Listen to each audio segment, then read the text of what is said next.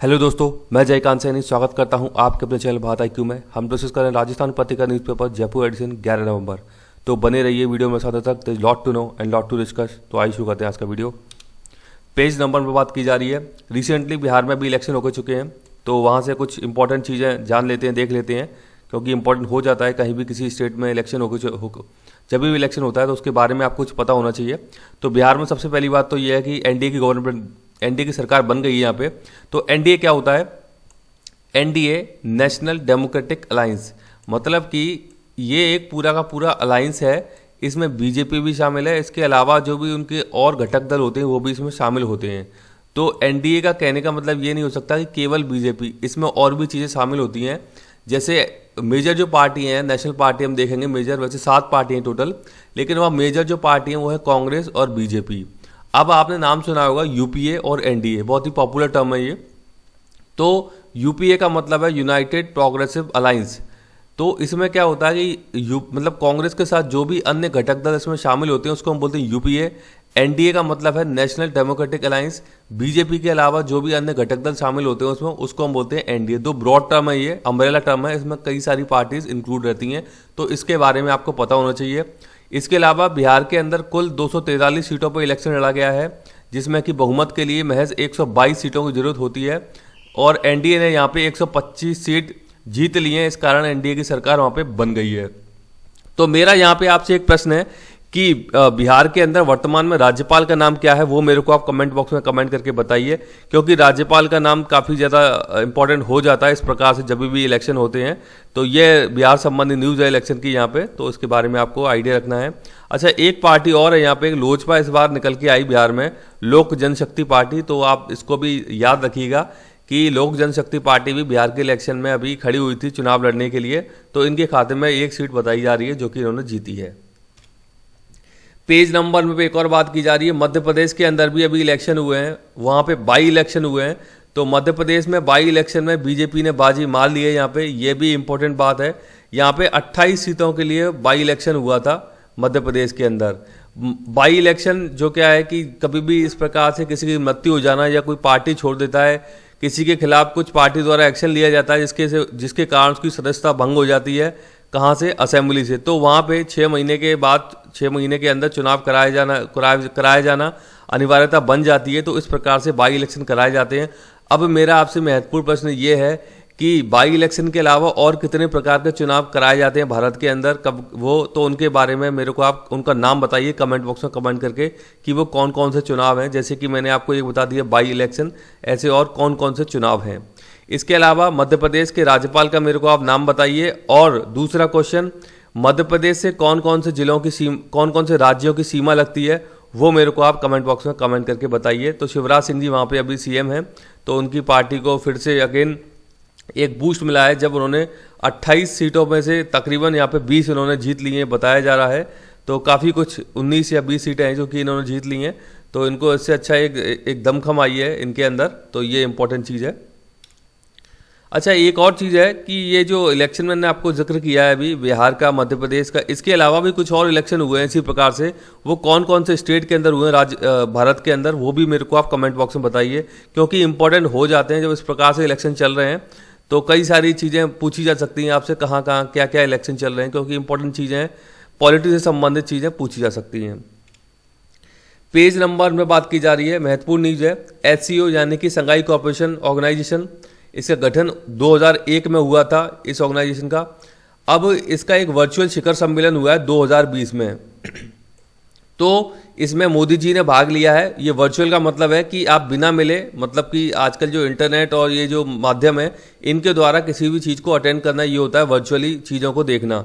तो इसका जो हेडक्वार्टर है एससीओ का, ये है बीजिंग, चाइना के अंदर। ये इंपॉर्टेंट चीज़ है, आपको जानना जरूरी है। कमेंट बॉक्स में ज़रा ये बताइए कि एससीओ के अंदर कितने देश शामिल हैं, उन देशों के नाम कमेंट बॉक्स में लिख दीजिए मेरे को एक बार। अब यहाँ पे क्या बात की जा रही है, यहाँ पर ये बात की जा रही है कि ये समिट को मतलब एड्रेस कर रहे हैं मोदी जी। तो यहाँ जो बैकग्राउंड में इमेज दिखाई गई है ये मेहरानगढ़ फोर्ट की, और इन्होंने जोधपुरी कोट पहना है, तो ये काफ़ी ज़्यादा चर्चा में है। तो ये जो मोदी जी ने जोधपुरी कोट पहना है, यहाँ पे देख सकते हैं आप, इसके अलावा पीछे तस्वीर में मेहरानगढ़ फोर्ट की बात की गई है, बताया गया है मेहरानगढ़ के बारे में। तो जोधपुर के संस्थापक राव जोधा जी हैं जिन्होंने कि मेहरानगढ़ फोर्ट का निर्माण किया था। कमेंट बॉक्स में जरा ये बताइए कि मेहरानगढ़ फोर्ट का निर्माण किस वर्ष में किया था राव जोधा जी ने। तो इंपॉर्टेंट है, यहाँ से न्यूज़ बन सकती है क्योंकि नेशनल इंटरनेशनल लेवल बात चल रही है, जोधपुरी कोर्ट की बात चल रही है, यहाँ पे मेहरानगढ़ फोर्ट की बात चल रही है, तो चीज़ें इंपॉर्टेंट बन जाती हैं सारी की सारी। पेज नंबर पे बात की जा रही है, ये एक कॉलिंस की डिक्शनरी है। कॉलिंस आपने बहुत ही फेमस नाम सुना होगा, इनकी कई सारी बुक्स निकलती हैं कॉलिंस की। तो यहाँ पर इन्होंने एक लॉकडाउन जो शब्द अभी बहुत ज़्यादा पॉपुलर रहा था, चर्चा में रहा था पूरी दुनिया के अंदर कोविड-19 के कारण, तो इस शब्द को वर्ड ऑफ द ईयर का खिताब दे दिया है। मतलब कि इस शब्द को वर्ड ऑफ द ईयर मान लिया गया है कॉलिंस की डिक्शनरी ने। बहुत ज़्यादा पॉपुलर रहा था लॉकडाउन, सभी देशों ने लॉकडाउन लगाए थे कोरोना से बचने के लिए, तो इस कारण इस शब्द को वर्ड ऑफ द ईयर 2020 चुन लिया गया है। यहाँ देख सकते हैं आप, ये 2020 का शब्द है लॉकडाउन। पेज नंबर 2 पे न्यूज़ आई है राजस्थान के इलेक्शन संबंधी। नगर निकाय में भी चुनाव हो चुके हैं, 6 जगहों पर चुनाव हुए हैं, जयपुर, जोधपुर और कोटा के अंदर। तो राजस्थान में निकाय चुनाव जो हुए हैं वहाँ पे 4 सीटें तो कांग्रेस ने जीत ली हैं और 2 सीटें बीजेपी की खाते में चली गई हैं। तो ये एक तो इम्पोर्टेंट चीज़ है, 6 सीटों पर चुनाव हुए थे। अब इम्पोर्टेंट बात ये है कि 6 जो मेयर बने हैं उनमें से 5 महिला मेयर बनी है, ये सबसे खास बात है और इम्पोर्टेंट बन जाती है, प्रश्न पूछा जा सकता है। कमेंट बॉक्स में एक बार ये बताइए मेरे को आप कि सबसे पहली मेयर महिला राजस्थान में कौन बनी थी और कहाँ से बनी थी। एक तो ये चीज़ है, और दूसरा इंपॉर्टेंट ये है कि ये 5 महिला मेयर बनी हैं। आप अपने एंड से इनके नाम जरूर याद कर लीजिएगा, पूछे जा सकते हैं एग्जाम के अंदर। वुमेन एम्पावरमेंट की जब हम बात करते हैं, जेंडर इक्विटी की बात करते हैं, तो इसलिए ये चीज़ें महत्वपूर्ण बन जाती हैं। तो आप इन 5 के नाम अपने पास नोट कर लीजिएगा। अगर हो सकता है, पॉसिबल लगता है आपको, तो कमेंट बॉक्स में कमेंट भी आप कर सकते हैं। लेकिन पहली महिला मेयर जो बनी है उनका नाम जरूर बताइए, राजस्थान में कौन बनी थी। इसके अलावा हम बात कर लेते हैं छवि राजावत, जो कि बहुत ज़्यादा चर्चा में रहती है। महिला सरपंच हैं छवि राजावत, सोडा गांव जयपुर की। तो इनके बारे में भी आपको पता होना चाहिए, बहुत ही पॉपुलर फेस है छवि राजावत जी। आपने एडवर्टीजमेंट भी देखा होगा इनका टीवी पे जब आता है, तो इनके बारे में आपको पता होना चाहिए। कहाँ से हैं ये, तो ये महिला सरपंच है सोडा गांव जयपुर की। तो इंपॉर्टेंट चीज़ें हैं, नोट कर लीजिएगा आप। पेज नंबर 2 पे बात की जा रही है। हाईकोर्ट ने एक आदेश में अपने कहा है, अभी यहाँ पर एक याचिका गई थी उनके पास। ये जो पटाखा सेल करने वाले जो व्यवसायी हैं, जो मतलब दुकानें हैं इनकी, तो वो एक याचिका लेकर गए कि इस प्रकार से आप बैन मत लगाइए, हमारा रोजगार, हमारा धंधा बर्बाद हो जाएगा। तो हाईकोर्ट ने यहाँ पर क्या बोला है कि आजीविका से बड़ा जीवन जीने का अधिकार है। हाईकोर्ट ने बोला है कि आपकी आजीविका जा रही है, ठीक है, लेकिन उससे भी बड़ा जो अधिकार है वो है जीवन के जीने का अधिकार। लोगों का जीवन जरूरी है बचाए रखना में, तो वो सबसे ज़्यादा जरूरी है। जैसा कि आप देख भी सकते हैं कि लॉकडाउन के दौरान कितना ज़्यादा आर्थिक नुकसान हुआ था, लेकिन लोगों का जीवन बचाना सबसे बड़ी प्रायोरिटी थी उस वक्त। तो इसीलिए वो टास्क लिया गया, वो इनिशिएशन किया गया। अदरवाइज काफ़ी सारा प्रेशर था गवर्नमेंट के ऊपर भी कि इकोनॉमी को कैसे चलाना है, क्योंकि सारी चीज़ें ठप पड़ गई थी। बट जीवन को बचाए रखना सबसे बड़ी चीज़ होती है किसी भी देश के लिए, किसी पूरे विश्व के लिए। अपने लोगों का जीवन बचाए रखना सबसे बड़ी चीज़ होती है, क्योंकि अगर वो इंसान ही नहीं बचेंगे तो आप किस प्रकार से इकोनॉमी चलाओगे अपनी, किसके लिए इकोनॉमी चलाओगे आप। तो ये इंपॉर्टेंट चीज़ बन जाती है। तो ये पटाखा बिक्री का केस था। अब मेरा आपसे 2 प्रश्न है यहाँ पे, कमेंट बॉक्स में जरूर बताइएगा। पॉलिटी संबंधी प्रश्न है कि भारतीय संविधान में आजीविका से संबंधित कौन सा आर्टिकल है, किस अनुच्छेद में बात की गई है आजीविका के अधिकार को लेकर के, और जीवन जीने के अधिकार को लेकर के किस संविधान के किस अनुच्छेद में बात की गई है। दोनों के प्रश्न जरूर दीजिएगा।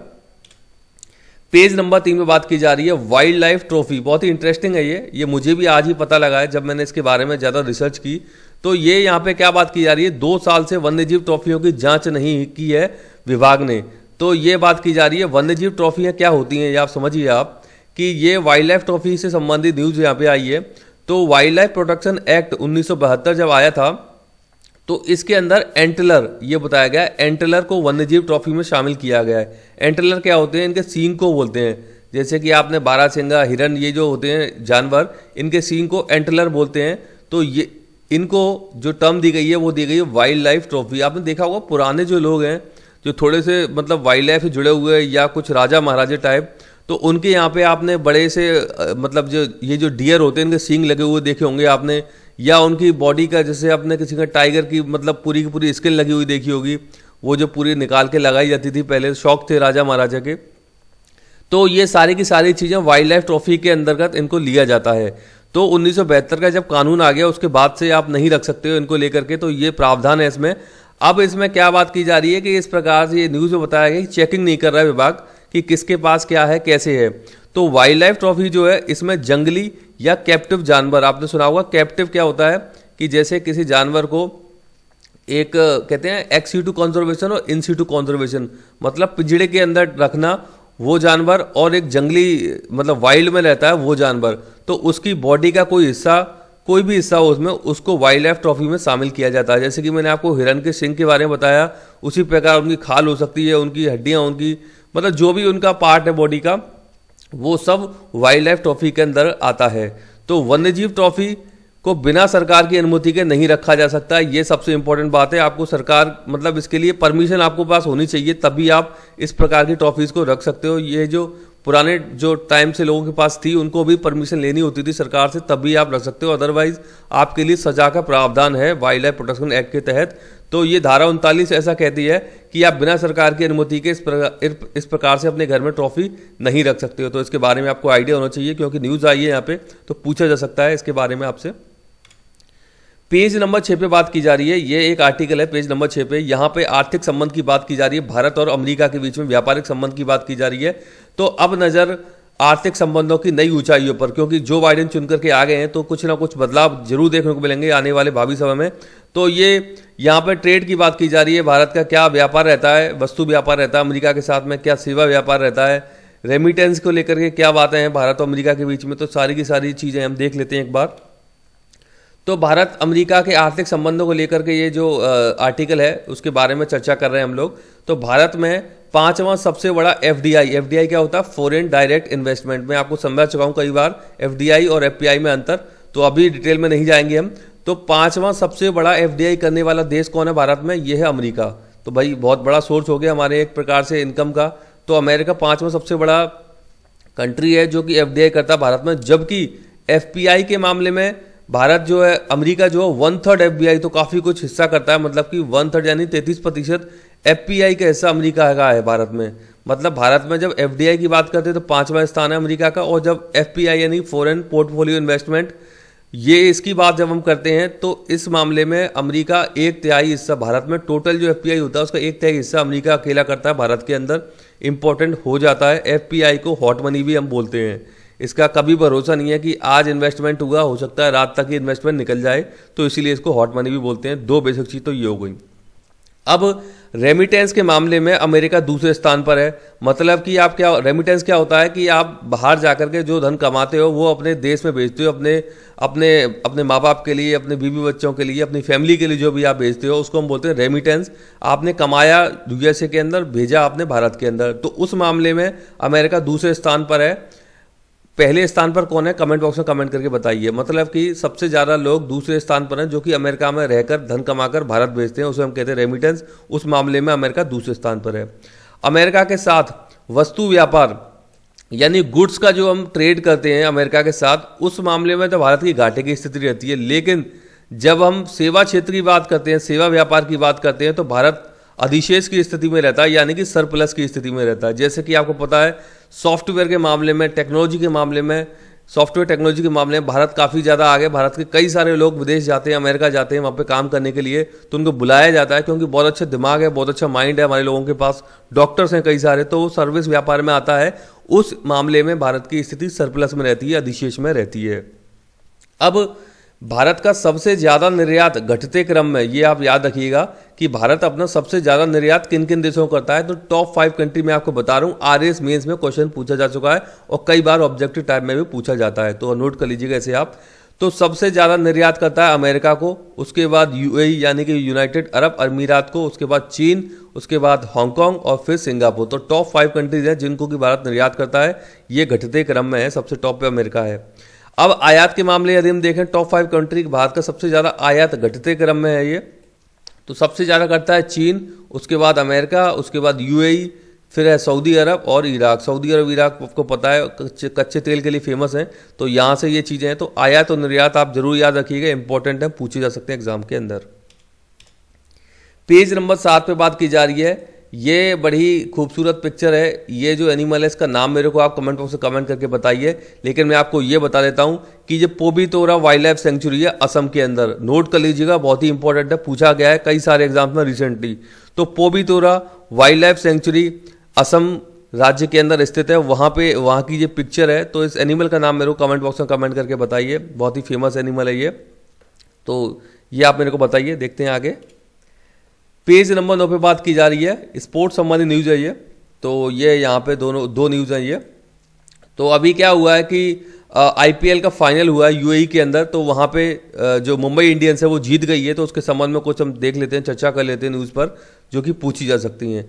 तो मुंबई इंडियंस, सबसे पहली बात तो ये याद रखना कि 5वीं बार विजेता बना है आईपीएल का, सबसे बड़ी बात तो ये हो गई। दूसरी बात यह है कि मुंबई इंडियन का जो कैप्टन है वो है रोहित शर्मा, ये आपको पता होना चाहिए। फाइनल मैच में मुंबई इंडियन और दिल्ली कैपिटल के बीच मुकाबला हुआ, ये आपको पता होना चाहिए कि ये मुकाबला किन के बीच में हुआ, मुंबई इंडियंस और दिल्ली कैपिटल्स के बीच में। अब ये जो आईपीएल का 13वां संस्करण है ये भी आपको पता होना चाहिए, पूछा जा सकता है। दिल्ली कैपिटल्स के कप्तान का नाम था श्रेयस अय्यर। तो श्रेयस अय्यर किसके कप्तान है? दिल्ली कैपिटल्स के। मुंबई इंडियन के कप्तान है रोहित शर्मा। भारतीय कप्तानों में किंग्स 11 पंजाब के कप्तान है लोकेश राहुल, ये सबसे पहली पसंद बने हैं कप्तानों में। ये भी एक न्यूज़ कवर की गई है कि भारतीय कप्तानों में किंग्स 11 पंजाब के कप्तान लोकेश राहुल बने हैं पहली पसंद। ये आप देख सकते हैं, ये दूसरी न्यूज़ है यहाँ पे, ये जो कवर की गई है। तो लोकेश के बारे में आपको पता होना चाहिए, लोकेश राहुल किसके कप्तान है? तो ये किंग्स 11 पंजाब के कप्तान है लोकेश राहुल, इंपॉर्टेंट है।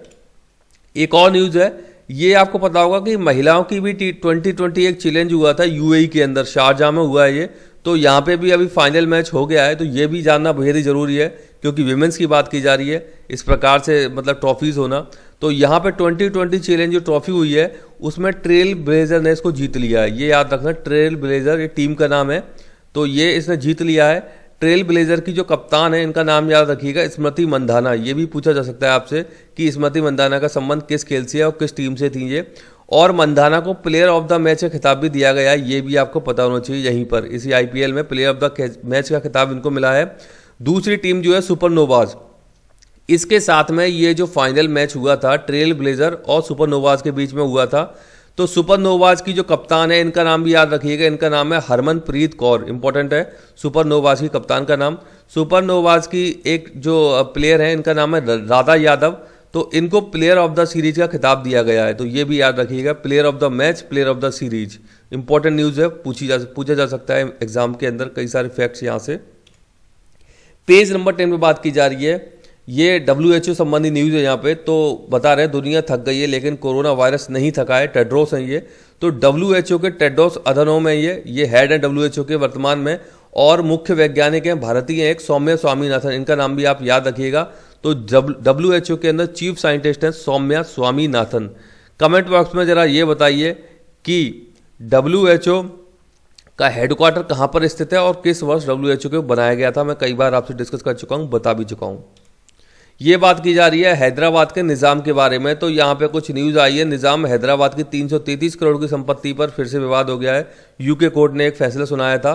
तो निज़ाम जो है, निज़ाम एक प्रकार से मोनार्क है, एक राजा है निज़ाम एक प्रकार से। इसकी ये शुरुआत हुई थी 1800 जो शताब्दी है उस समय पे, कि राजा को निज़ाम का वहाँ पे उपाधि दी जाएगी एक प्रकार से। निज़ाम की जो प्रथा है ये 18वीं सदी से शुरू हुई थी हैदराबाद वाले एरिया में। तो वहाँ पे राजा को निज़ाम कह के बुलाया जाता था, मतलब निज़ाम एक प्रकार से टाइटल जैसा हो गया था वहाँ पे। तो ये इसके बारे में पता होना चाहिए। इसकी शुरुआत आसफ जहाँ प्रथम ने की थी, निज़ाम वाली जो चीज़ है।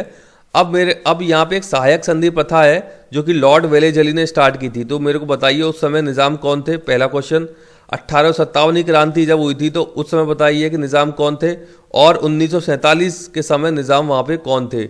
इंपॉर्टेंट है ये तीनों की तीनों प्रश्न मैं आपसे पूछे हैं, क्योंकि जब भारत में एकीकरण हो रहा था, पूरी रियासतों को मिलाया जा रहा था, तो हैदराबाद ऐसी रियासत थी भारत में शामिल नहीं हो रही थी। लेकिन एक और चीज़ बताइए यहाँ कि हैदराबाद रियासत को भारत में शामिल करने के लिए एक ऑपरेशन चलाया गया था। उस ऑपरेशन का नाम बताइए, उस ऑपरेशन नाम क्या है? सरदार वल्लभ भाई पटेल बहुत ही इंपॉर्टेंट भूमिका निभाई थी भारत का एकीकरण करने में, भारत को एकजुट करने के लिए। तो सारी की सारी चीज़ें इंपॉर्टेंट बन जाती हैं। प्रश्न मैंने आपसे पूछे, उनके कमेंट बॉक्स में आंसर जरूर दीजिएगा, मेरे को अच्छा लगेगा। अब हम देख लेते हैं हिंदी की लोकोक्तियाँ। जो भी इंटरेस्टेड है वो यहाँ पे बने रह सकते हैं वीडियो में, अन्यथा आप यहाँ से बंद भी कर सकते हैं वीडियो को। तो 5 इंपॉर्टेंट लोकोक्ति हैं, देख लेते हैं एक बार। तो पहली है टके के लिए मस्जिद, सॉरी गलत लिख दिया मैंने यहाँ पे, टके के लिए मस्जिद तोड़ना है, पूरा ये सही यहाँ पे टर्म ये पार्ट मैंने गलत लिख दिया है। तो इसका अर्थ ये है कि छोटे से स्वार्थ के लिए कोई बड़ा नुकसान कर देना, मतलब कि बहुत ही मामूली सी कोई चीज़ है, उसके लिए आपने कोई आपका स्वार्थ है, उसके लिए कोई बहुत बड़ा नुकसान आपने कर दिया है, तो इसके लिए कहते हैं टके के लिए मस्जिद तोड़ देना। मतलब टका मतलब बहुत ही तुच्छ वाली चीज़ है और उसके लिए मस्जिद तोड़ देना। तो मस्जिद मतलब एक तरीके से ब्रॉड टर्म है, ये बोला गया है, तो आप याद रखिएगा, मतलब कुछ निजी आपका छोटा स्वार्थ के लिए आपने कोई बड़ा नुकसान कर दिया है। दूसरा है डाक के 3 पात। इसका मतलब होता है कि एक समान स्थिति रहना, हमेशा सदैव एक जैसी स्थिति रहना। डाक के 3 पात, आपने डाक का एक पेड़ होता है, वहाँ से ये लोकोक्ति बनाई गई है, तो ये इसका मतलब है कि एक जैसी स्थिति रहना सदैव। तीसरा है दाल भात में मूसल चंद। दाल भात में मूसल चंद का मतलब ये है कि कोई भी व्यक्ति अनुचित तरीके से हस्तक्षेप करता है किसी मैटर में, तो उसको बोलते हैं कि दाल भात में मूसल चंद। ये भी एक लोकोक्ति पुरानी है, आपने कई बार बुजुर्गों के मुंह से भी इसका यूज सुना होगा, इसका प्रयोग सुना होगा, ये जो लोकोक्ति है। तो कोई भी प्रकार का अनुचित आप हस्तक्षेप करते हो, यहाँ पे कि आपकी रिक्वायरमेंट ही नहीं है, ज़रूरत ही नहीं है, तो उसको बोलते हैं दाल भात में मूसल चंद। चौथा है नक्कार खाने में तूती की आवाज़। नक्कार खाना में तूती की आवाज़ का मतलब ये कि बड़ों के बीच में छोटे आदमी कौन सुनता है। बहुत ही अच्छा एक लोकोक्ति है ये, तो ये आपको याद रखना है इसके बारे में कि नक्कार खाने में तूती की आवाज़ का मतलब है कि बड़ों के बीच में छोटे आदमी की कौन आवाज़ सुनता है, उसकी कोई नहीं सुनता है, छोटे व्यक्ति की। 5वां है और अंतिम है पराधीन सपने हूँ सुख नाही। इसका मतलब ये है कि पराधीनता में सुख कहाँ है, मतलब कि किसी के अधीन रह करके आप काम कर रहे हो तो उसमें किस प्रकार का सुख है। मतलब कि एक व्यक्ति है जिसने कि अपना अच्छे से लॉ किया है, अच्छा क्वालिफाइड है, लेकिन वो किसी प्राइवेट कंपनी में लग जाता है या कहीं भी मतलब किसी नियोक्ता के अंतर्गत काम करता है, तो उसे लगता है कि उस पर कई सारी बंदिशें हैं, वो फ्री लेके काम नहीं कर पा रहा है, मतलब फिक्स ठीक है एक सैलरी मिल रही है। तो यहाँ पे आप बोल सकते हो कि पराधीनता में सुख कहाँ। अब उसने क्या कि अपना खुद का काम ही स्टार्ट कर दिया, अच्छे खासे पैसे कमा रहा है और फ्री भी है वो, तो किसी के अंदर नहीं है वो, किसी के नियंत्रण में नहीं है वो। तो ये सारी मतलब ये एक आइडिया है, यहाँ से आप थोड़ा याद रखिएगा कि पराधीन सपने हूँ सुख नाही, इसका इस लोकोक्ति का अर्थ यहाँ पे ये है। तो मुझे आशा है कि आपको ये सेशन अच्छा लगा होगा, और वीडियो यदि अच्छी लगी है तो ज़्यादा से लाइक करें, शेयर करें, सब्सक्राइब करें, ताकि और भी लोग इस प्रकार की वीडियोस का फ़ायदा उठा सकें। आप अपने फ्रेंड्स को वीडियो शेयर भी कर सकते हैं, कोई सुझाव देना चाहते हैं तो कमेंट बॉक्स में भेज सकते हैं या मुझे ईमेल भी कर सकते हैं। इसी के साथ धन्यवाद, मिलते हैं अगली वीडियो में।